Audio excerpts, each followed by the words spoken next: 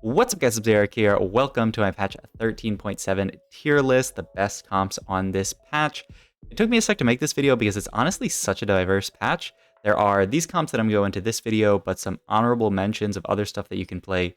Raven Reroll is still good. You can sometimes play things like Vex Reroll and Vayne Reroll if you're in a specifically good spot for it. If you had a Laser Core augment, you can play Laser Core. Like I said, I'm not going to go into any of those comps in this video, but they're honestly quite strong as well. I just don't have the time to go into 10 different comps. That all being said, let's go into the first comp. This is Quickdraw Star Guardians with Misfortune Kai'Sa duo carry. There's basically two ways you can play this comp. It is MF primary carry and Kai'Sa primary carry. If you're primary carrying Kai'Sa, this means you are likely rolling for Kai'Sa 3 and Rel 3 at least, Nyla 3 as well, if you can hit it. It's not the most important, but you can take it if you hit it. That's usually when you're playing either a Kai'Sa hero augment or a Rel hero augment, so Rel's carry augment and Kai'Sa's carry augment are both very, very strong if you want to go that route. Even Rel support augment is fine.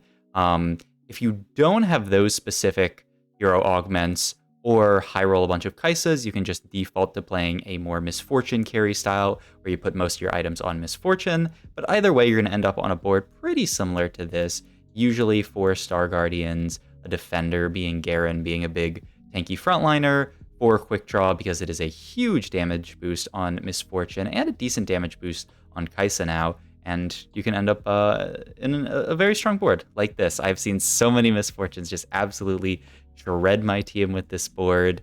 Not too much to be said, honestly, about this board. It is, like I said, really, really strong with Kai'Sa carry augment or Rel carry augment. If you hit either of those early, I'm down to force this comp if uncontested.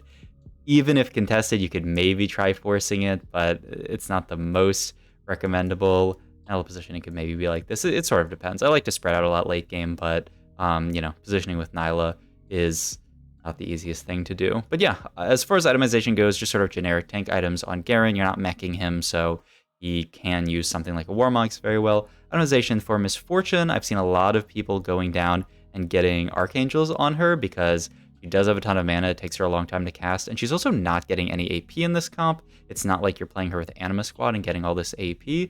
So if you want to use something like a Jeweled Gauntlet, having Archangels to give her all that AP for the crit to scale off of is really strong. And then just some kind of mana item for her, Shojin, is very nice. Regarding Kaita itemization, an attack speed item is usually really good, so Static Shiv. Very similar to last set's Kai'Sa itemization, where you give her a Static Shiv, make her do a bunch of extra damage on her autos, and just give her a bunch of attack speed, Gunblade to heal up the team, and then Giant Slayer to do some extra damage. It's pretty straightforward stuff. I would say one of the more straightforward comps to play, and very, very strong if you can get into it. So this is, in my opinion, the 5th strongest comp. Let's move on to number 4. We have Spellslingers. It's a pretty much unchanged version of Spellslingers from earlier on in the set. I'm sort of seeing more people go back to playing this Nico, but you can also obviously carry TF if you hit maybe an early TF2 instead of the Nico 2. It just sort of depends on what items you have as well, because TF really likes the attack speed items more, like the Static Shiv, Winsu's, whereas Nico wants some kind of mana generation item like Spear of Shojin, and then, like Jeweled Gauntlet, Giant Slayer, always ideal. These are 2 5 costs that you can get in prior to hitting them. You can just play other stuff. Lux just perfectly slots in here and gives you both of these early, but she's a little weak for late game, so we can take her out. If you have like a +1 Spellslinger, you can play this board and then add something like LeBlanc or a Sona and get 6 Spellslinger in, which is very, very strong. So this is completely fine. If, say, you have +1 Star Guardian, maybe you can play Rel and get 6 Star Guardian in, but late game you do want to cut both of these for your most capped board, which is Janna plus Syndra, and then get really good stuff for the Syndra to throw in to prolong the fights. So yeah, this is honestly a comp that I don't think is that contested, but I think is still very, very strong. So maybe it's something that hasn't really caught on yet. I know it's sort of like an older comp almost, like people were playing this a few patches ago, but it feels like it's still quite strong, especially with a lot of the other comps being hit. And yeah, I really think you can uncontested find this comp a lot of games and do very, very well on it. So I would definitely give this comp a run if you're interested in playing around AP. It also shares a lot of items with the Misfortune and the Kai'Sa comp, so you can very easily start like Rod or Tier and maybe flex into this comp and this comp. So yeah, two pretty similar comps, sort of capping around 4 cost AP carries and just killing the entire enemy board in one shot with like Nico ult and Misfortune ult. All right, so that's number 4 comp. Moving on to number 3, we have 7 Infiniteam. So this comp requires a spat. I can go into the non-spat variation in a sec, but this is the variation if you hit at least 1 Infiniteam spat or Infiniteam +1. 7 Infiniteam is super, super, super strong, especially if you have a frontline portal and a backline portal. This comp gets a little weaker if you only have frontline portals, because then you can't duplicate your ultimate Ezreal. If you can dupe ultimate Ezreal and just have 2 ultimate Ezreals here, so imagine there's like a portal here, you put Ez here, get 2 Ezreals, and then when they both cast, they just one-shot the entire enemy team. I mean, this is just a very, very capped comp. It reminds me of comps in the past, like, I don't know, Xayah, where you would go level 8, you know, hit your 4 costs, hit your 5 costs, and once you hit those, you almost have Exodia. Garen is a very, very strong unit to duplicate if you have the Infiniteam emblem, just because he provides a ton of frontline and CC to the board. If you don't want to be duplicating Garen, other units that are very good to duplicate are Fiddlesticks, so I would be very happy to duplicate a Fiddlesticks on my frontline here. Another good one, if you think maybe you lack damage, is Mordekaiser. Really nice to have Mordekaiser and Ezreal doing double duty, trying to one-shot the entire enemy team. So you can just see like how high this comp can cap out. If you don't have Infiniteam spat, you're probably going to end up playing something like this, where you end up playing 5 Infiniteam with Sure Shot. You'll get the Garen back in, and this is just sort of your very standard level 7 version of the board. Ideally still frontline and backline portal, but if not, you can just duplicate, say, like Garen and Shen. And then your level 8 is really pretty flexible, right? You look at synergies, there's not anything that's obvious to add, so you can easily throw in something like a Fiddlesticks here. That's probably the most obvious addition. If you're lacking Last Whisper, you can add Morgana to get Shred onto your board. Same thing if you're lacking Healing Reduction, you can just get Aurelion Soul onto your board. So a lot of things you can add, but this is a very, very standard level 7 version of the board. And if you can't get to Ezreal too, Samira too carries items perfectly well. You can still duplicate Ezreal, of course, once you get Ezreal, but this is a very, very strong version of the board where Samira is just your primary carry, and obviously it's not as capped as having all your items on an Ezreal too, but it's still very good. So this is another sort of like Mr. Moneybags, go level 8 with a ton of gold, hit your 5 costs, hit your 4 costs, and play around them kind of comp. I think it's really, really nice to play in the early game. I can actually show you the early game board that I prefer with this comp. It's actually very similar to the late game board, but something like this, and then get like Wukong in, and this can be a very strong level 5. And then level 6 can be, like I was talking about earlier, just a Morgana for Shred, or just another, like, say, Defender. If you have +1 Infiniteam, then you can get 5 Infiniteam in with Lucian. But just carry Sivir in the early game with all your items that are going to go on to Samira later. It's really, really straightforward. And if you have this in the early game, that gives you the increased chance of hitting an Infiniteam emblem and playing 5 Infiniteam in the mid game, and then 7 Infiniteam in late game. 5 Infiniteam spikes you so hard. 7 also spikes you so hard. It's actually crazy how good these like chase traits are. So if you get Infiniteam +1, I would definitely consider playing this comp. And I mean, it shows up in the data, right? Like if you go to augment win rates for this patch and look at what is strongest on 2-1, Infiniteam Heart is right here, Infiniteam Crest is right here. So there are very, very, very strong ways to start the game, because it just allows you to spike your board so much sooner. 5 Infiniteam, like I said, big spike, 7 big spike as well. And that can just straight up carry you to a fast level 7, a fast level 8. If you high roll an Ezreal on 7, I don't know why, but whenever I see someone playing this comp, they always somehow high roll one Ezreal on 7. If you high roll that Ezreal on level 7 and you get the early Ezreal in to get you 7 Infiniteam or 5 Infiniteam, it is very, very strong. Talking about augments as well, you ideally want Hero Augment last in this comp because of the possibility to hit one of the Ezreal augments. You see the stats on these are really, really nice, a little bit over 4 for both of them. And it's because it spikes you really hard. Like imagine you have 6 Infiniteam in with the spat, and then you get your 4/2 Hero Augment, and it just gives you Ezreal. Boom, you are in business. You have Ezreal, and now you can play 7 Infiniteam. It spikes your board really hard. If it's the Accelerated Mentorship one, that can allow you to go level 8 really quickly and then level 9 really quickly. If it's the Ezreal Carry one, then obviously that just adds a bunch of board strength. So Very, very strong comp. I was angling for this a lot of my games in my most recent tournament that I played in. I had a few top 2 performances. I had like a first and a second, and then I had some bot 4 performances as well. So it's not a consistent win every single game comp, but I think it's very, very strong. I would say most important item in this comp actually is Last Whisper, so you probably want to go Bow Start. I was actually trying out Sword Start because Ezreal carries Deathblade, Giant Slayer, Gunblade, Shojin really well. He really wants 80 items, IE, and of course the Infiniteam spat, but it's just Sword's such an awkward item when you need Last Whisper, so I would recommend starting Bow if you want to play this comp.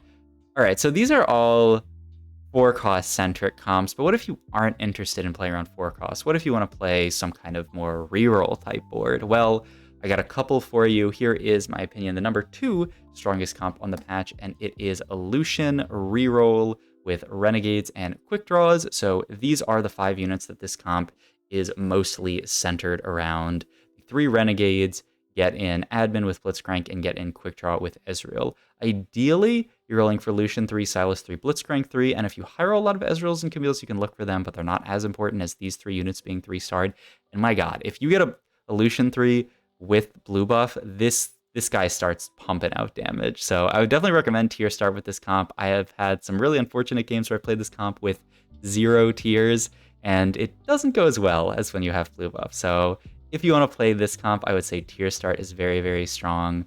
Talking about admins that you really want in this comp, ideally they're the non-selfish admins, the admins that buff the entire team. On kill tends to be very good because Lucian does a lot of killing. So on kill AP can be good. On kill, say, healing is also fine as sort of like a free throw of the hunt.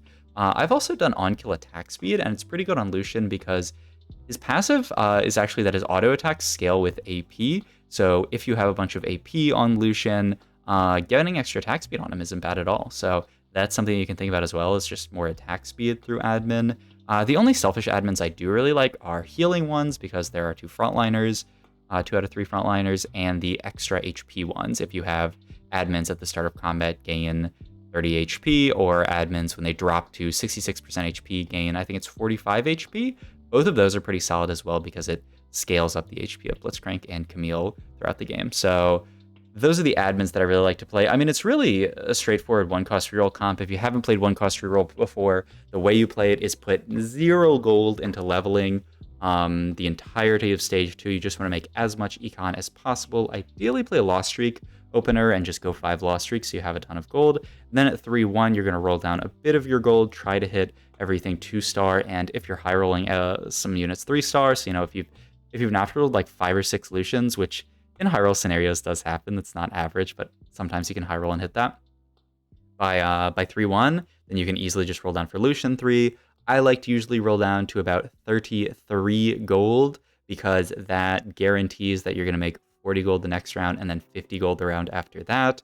And if you want the calculation for that, it's that at 33 gold, next round you're going to get your 5 regular gold plus 3 interest gold, and that's going to put you to 41 guaranteed. Then the next round after that, you're going to get 4 interest gold plus 5, which brings you back to 50. So as long as you don't buy any units, you are going to hit 50 gold in 2 rounds. If you roll down to exactly 33, you can roll down to like 34 if you want to have a little buffer to buy some 1-costs. And it's also like if you're on a lost streak, you'll get more gold. If you're on a win streak, you'll get more gold. So obviously, like, it's not, you don't always actually even need 33 exactly, depending on what your econ situation is, but that is a really good number to end up sitting on because it guarantees 40 next turn, 50 the turn after that, as opposed to if you go to 30, then you get to 40 the next turn, but then you don't get to 50 after that. Or you might actually get to 40 next turn, you might not. Minimum, you're at 38. That's way in the weeds, though. Put blue buff on Lucian, have him do work. Gunblade GS is very strong. If you want an AP item on him, Death Cap's actually best because, once again, he's not actually getting any AP from this board, right? So Death Cap is actually superior to Jeweled Gauntlet if you don't have any extra AP. If you have an admin that says like on kill gain AP, then JG can be completely fine. But this is a strong setup on Lucian. You can primary carry Sylas or Blitzcrank depending on who you hit restart first. So I just have items on Sylas here. I think these are some very strong Sylas items. Early game, if you build a Gargoyles on him, I think it's really nice because you can do positioning like this, let the entire team sort of like wrap around him like this, and he'll get a big ult off. So I think this can be very strong. And then late game, you'll probably want to spread out, but carrying Blitzcrank can be completely, or like tanking Blitzcrank can be very strong as well. So in my opinion, that is the number 2 strongest comp. Oh, and also one more thing, just extensions for this comp as you get to late game. Just get in for Sure Shot or Quick Draw. There's too many shots and draws in this set. Just get in Kaisa plus Misfortune as your level 7. If you have a Renegade Spat, you can put it on Ezreal if you hit Ezreal 3, or if you don't, then just Misfortune, and then you can look to get in like Viego or Jhin. I've actually played variations of this comp, so like if you're getting in Viego, that means that it's actually really easy to get in, say, an Alistar. If I could find him, where's that cow? Probably at A. You can get in like an Alistar really easily for Oxforce, and then another unit that ties the comp together really well if you're doing this sort of setup is Echo. So you can do something like this. Obviously this is 10 units, so you're not going to be able to play all of these units, but you can do something like this. If you have, you would end up, say, like cutting the Kaisa and playing something like this at level 9 to cap out your board. I think it's quite strong to get in Oxforce, Renegade, Quick Draw, all of that stuff. So this is also really good if you're in sort of like a mirror matchup against Misfortune, because the Oxforces obviously can eat the Misfortune ult. But yeah, okay, that's everything for this comp. Now, drumroll please for the strongest comp, in my opinion, this patch. If you played in this patch, you might know it. It is a LeBlanc Hacker. So many Hacker LeBlancs just absolutely dominating TFT right now, just jumping on your backline, one-shotting your units on this side, one-shotting your units on that side, and just absolutely chilling. This is the basic core that the board is based around. Obviously, play 3 Hacker, get in Blitzcrank for Admin, Sona for Spellslinger, and then Lee Sin can link up these units as a Heart Brawler, or you can also play Riven as a Defender Brawler, depending on, like, if the lobby is very AD heavy, you can do this. LeBlanc itemization, a lot of people are really prioing Edge of Night nowadays, so that she doesn't get targeted. Like, one of the easiest ways you can lose a fight in this comp is if you fight, say, a Lucian, and they position appropriately. Say you fight a Lucian 3, and he's got 3 items here, LeBlanc goes to backline, and they have another backliner, whereas Ezreal. So they have, like, Ezreal here. LeBlanc targets Ezreal, Lucian kills a frontliner, and then redirects and just one-shots LeBlanc. That's a very easy way to lose when you play this comp. If you have the Edge of Night, then LeBlanc doesn't get one shot, and then she can turn around and kill Lucian. So something to keep in mind. I think Edge of Night, very, very nice on her. If you are an absolute high roller, instead of Edge of Night, you get Zanya's, which is just, oh my god. Zanya's on this LeBlanc unit is absolutely not legal at all. So absolutely look for Zanya's on LeBlanc if you can. It's really straightforward outside of that. You'll play this comp. Level 7, I've added Morgana. It's sort of like a protection against other Hacker players trying to kill your backline. So like Morgana can be good. If you hit like Janna augments, which happens sometimes, you can play Janna over Sona. You can really add whatever on this level. Oh, you can also play just for admin if you get like an admin that you really like. So something like this is completely fine, and a normal roll situation, this will still be Sona. So you can just play like this as your level 7 board, and then just roll for LeBlanc 3.